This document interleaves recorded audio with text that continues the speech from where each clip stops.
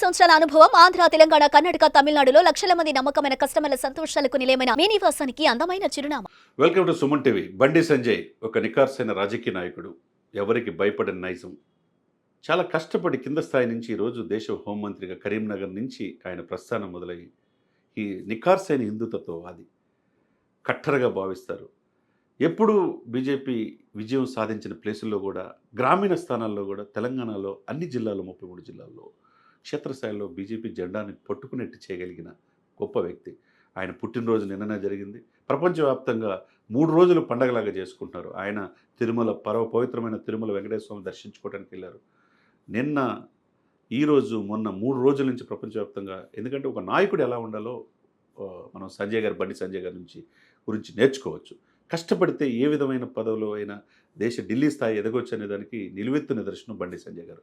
ఎందుకంటే దేశ ప్రధాని మోదీ గారు కూడా సంజయ్ ఆదేశించాడు ఇక్కడికి వచ్చానని పలు సందర్భాల్లో చెప్పారు. సరే, అట్లా పొగట్టమో ఏమో, భవిష్యత్తులో ఆయన ముఖ్యమంత్రి అవుతాడనేమో బీజేపీలో పెద్దలు కావచ్చు, లేకపోతే వాట్ ఎవర్ ఈ రీజన్స్ ఆయన్ని మంచిగా ఉన్న పార్టీని అధ్యక్షుడి నుంచి పదవి నుంచి తప్పించారు.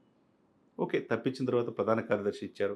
మళ్ళీ కేంద్ర హోంశాఖ సహాయ మంత్రిగా ఆయనకి ఇచ్చిన బాధ్యతని 100% చక్కగా చేయగలుగుతున్నాడు.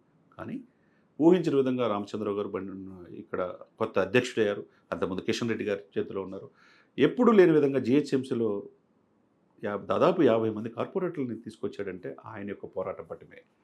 ఎందుకంటే ఎప్పుడు హిందూ సనాతన సంప్రదాయాన్ని గౌరవించే ఆ వ్యక్తి, అమ్మవారిని గౌరవించే ఆ వ్యక్తి ఆర్ఎస్ఎస్ భావజాలంతో పునికి పుచ్చుకొని ఈరోజు కేంద్ర హోంశాఖ సహాయ మంత్రిగా ఎదిగాడంటే ఆయన నిజంగా నిండు నూరేళ్ళు ఆయురారోగ్యాలతో వర్ధిల్లాలని మనం కోరుకుందాం.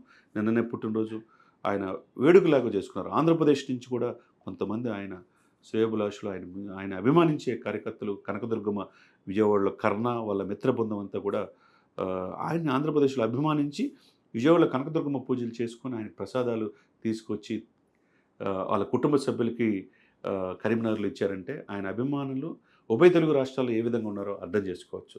ఏదేమైనా కానీ గొప్ప రాజకీయ నాయకుడిగా కష్టపడితే ఏదైనా సాధించవచ్చు అనే దానికి నిలువెత్తు నిదర్శనంగా మనం బండి సంజయ్ గారిని చూడొచ్చు.